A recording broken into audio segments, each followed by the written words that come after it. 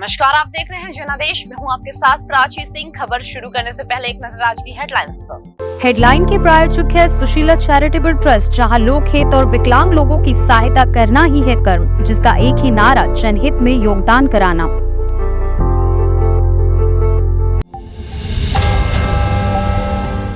मणिपुर हिंसा पर बोलने नहीं दिया गया बीजेपी के सहयोगी एनपीएफ के सांसद का चौंकाने वाला बयान। ममता बनर्जी ने पीएम मोदी पर साधा निशाना, मणिपुर के मुद्दे पर लगाए ये आरोप। भ्रष्टाचार से सबसे अधिक कौन प्रभावित होता है, पीएम मोदी ने इस बैठक में बताया। 2024 में चुनावी लाभ ही बीजेपी का मकसद, मुरादाबाद हिंसा रिपोर्ट पर विपक्ष बिफरा। 15 अगस्त को कितने बजे से चलेगी दिल्ली मेट्रो, जान लीजिए बड़ा अपडेट। अब समाचार विस्तार से। मणिपुर हिंसा को लेकर भाजपा के सहयोगी दल नागा पीपुल्स फ्रंट के सांसद ने चौंका देने वाला बयान दिया है। एनपीएफ सांसद लोरहो ने कहा कि मानसून सत्र में मणिपुर हिंसा पर बोलना चाहते थे, लेकिन ऐसा नहीं हो पाया क्योंकि उच्च अधिकारियों ने उन्हें संसद में बोलने की अनुमति नहीं दी। मणिपुर हिंसा को लेकर भाजपा के सहयोगी दल नागा पीपुल्स फ्रंट के सांसद ने चौंका देने वाला बयान दिया है। एनपीएफ सांसद लोरहो पफोस ने कहा कि मानसून सत्र में मणिपुर हिंसा पर बोलना चाहते थे, लेकिन ऐसा नहीं हो पाया क्योंकि उच्च अधिकारियों ने उन्हें संसद में बोलने की अनुमति नहीं दी।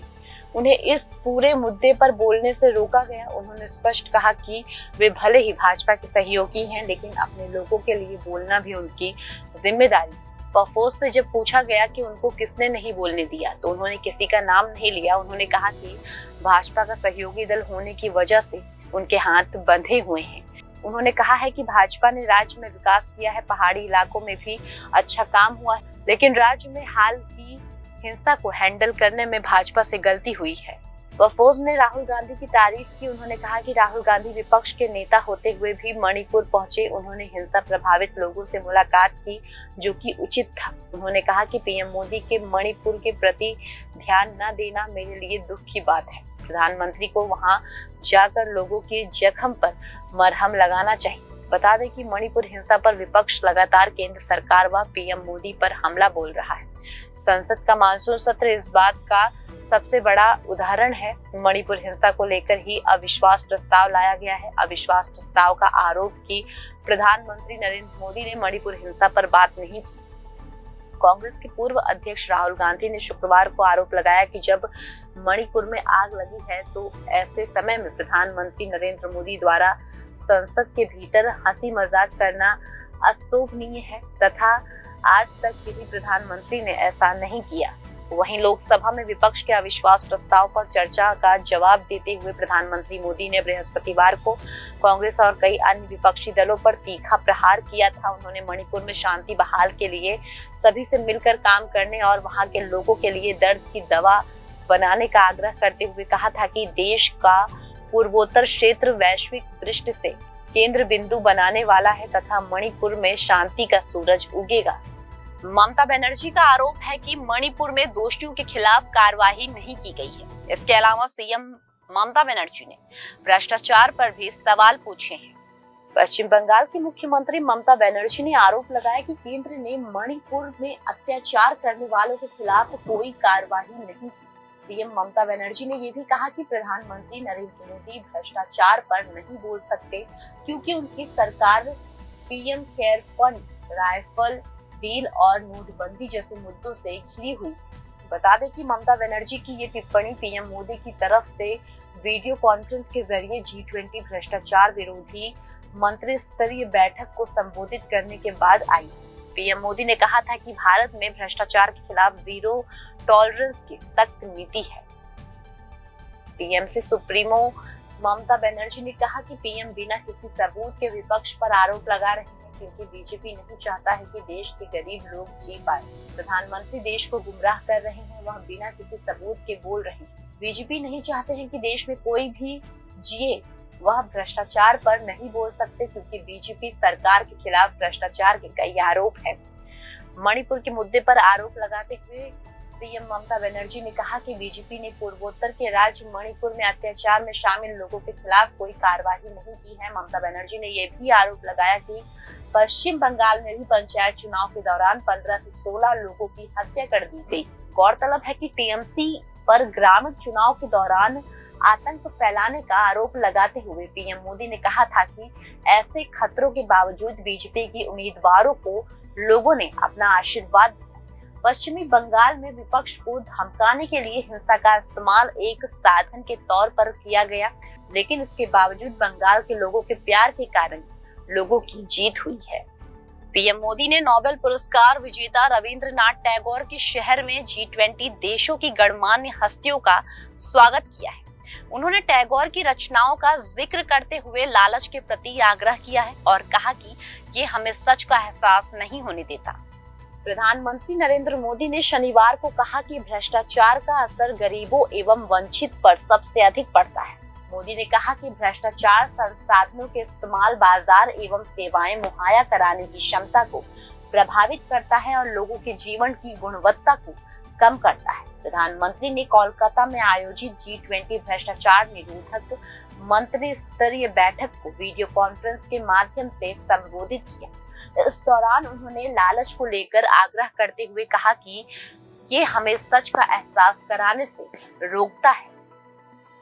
मोदी ने नोबेल पुरस्कार विजेता रविंद्रनाथ टैगोर के शहर में G20 देशों की गणमान्य हस्तियों का स्वागत किया।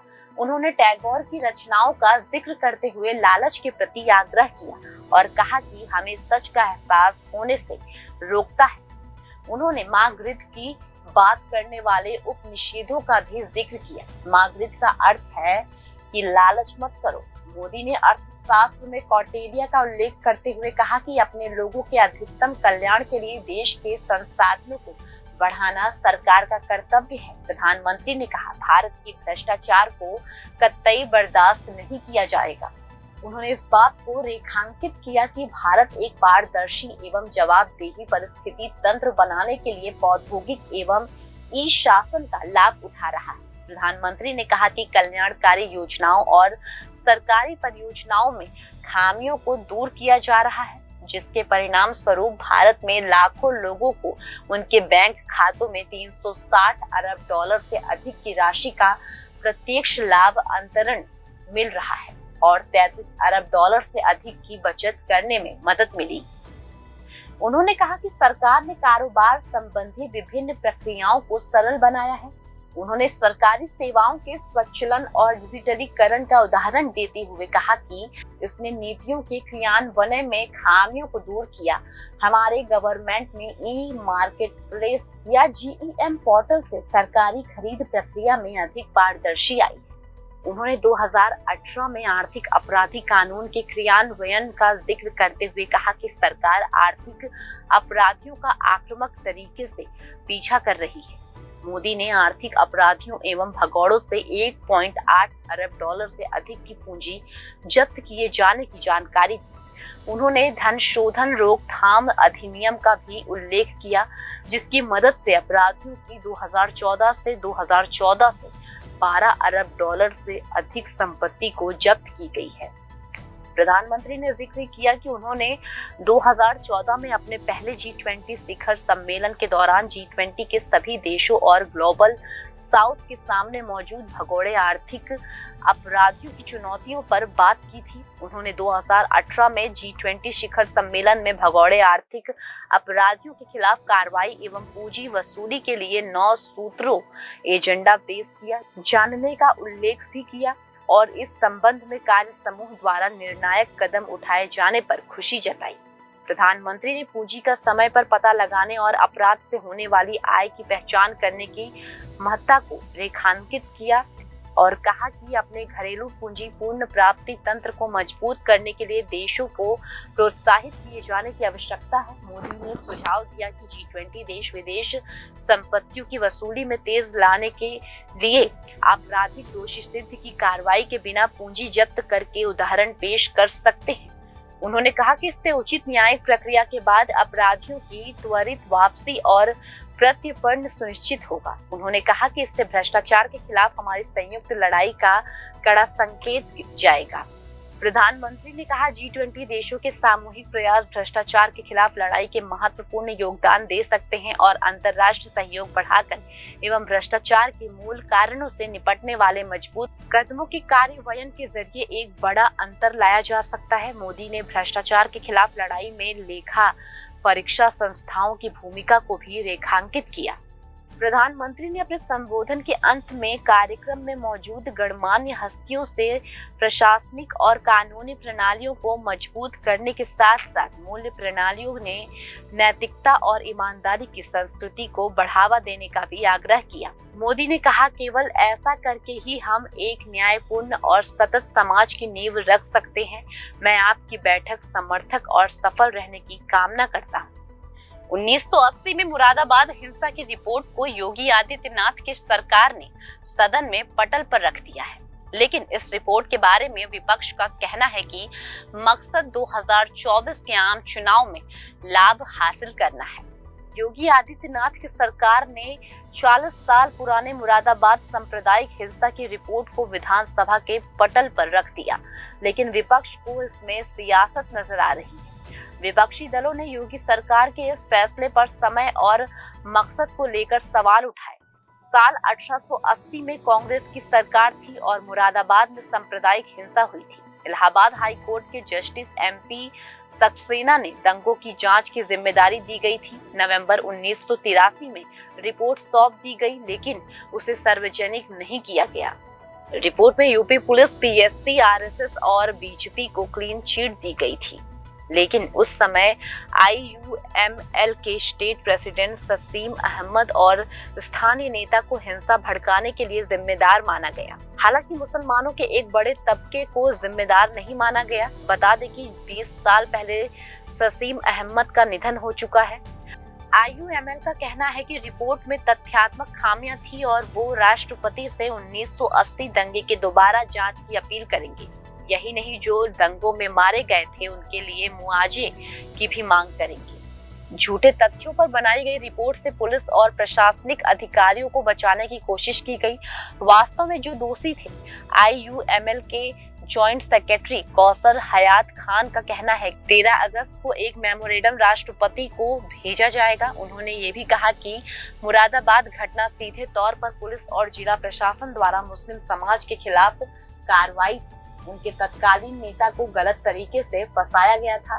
सही मायने में तत्कालीन कांग्रेस सरकार ही दोषी थी। इससे पहले समाजवादी पार्टी अध्यक्ष अखिलेश यादव ने विधानसभा में मुरादाबाद दंगों की रिपोर्ट पेश करने के भाजपा सरकार के कदम के समय पर सवाल उठाया और कहा कि इस तरह की रिपोर्ट चुनावी मौसम के दौरान आती है। 13 अगस्त 1880 को मुरादाबाद शहर के इर्दगाह में भड़की हिंसा संभल, अलीगढ़, बरेली, इलाहाबाद और मुरादाबाद के ग्रामीणों इलाकों में 1981 की शुरुआत तक जारी थी।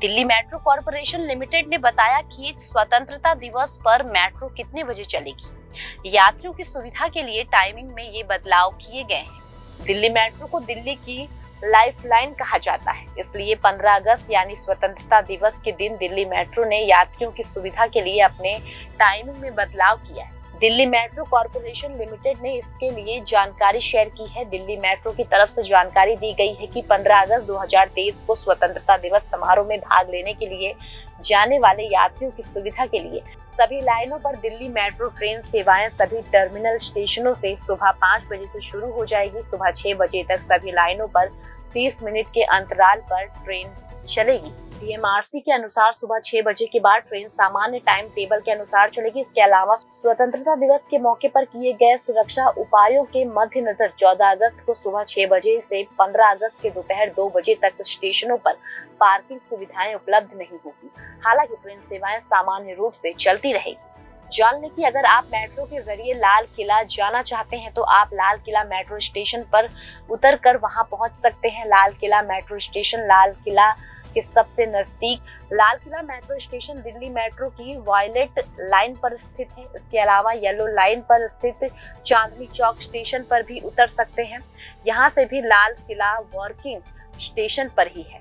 जान लें कि स्वतंत्रता दिवस को लेकर सुरक्षा के इंतजाम दिल्ली में चाक चौबंद है। वहीं अगर लाल किले की सुरक्षा व्यवस्था की बात करें तो इस रूट पर पुलिस के 10,000 से अधिक जवान तैनात रहेंगे। सुरक्षा के मद्देनजर 1,000 सीसीटीवी कैमरे भी लगाए जाएंगे। इनकी मदद से आने जाने वाले हर किसी पर नजर रखी जाएगी।